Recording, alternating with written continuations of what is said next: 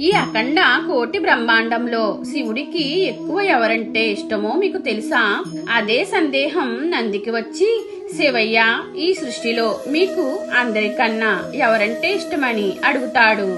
శివుడు నవ్వుతూ, నంది, నువ్వు ఎన్నో సంవత్సరాల నుండి నాతో ఉన్నావు కదా, నీకు తెలియదా నాకు ఎవరంటే ఎక్కువ ఇష్టమో?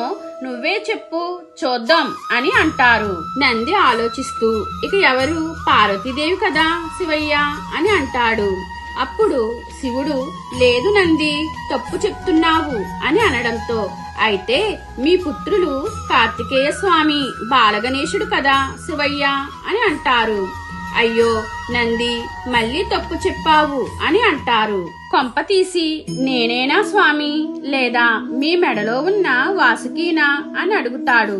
దాంతో ఇక శివుడు, నేనే చెప్తాలే నంది అంటూ బాధలో ఉన్న, సంతోషంలో ఉన్న నన్ను తలుచుకుంటూ ప్రతిరోజు పూజ చేసి నా మీద నమ్మకం పెట్టుకునే ఆ మనుషుడు అంటే నాకు ఎంతో ఇష్టం అని నందితో చెబుతారు.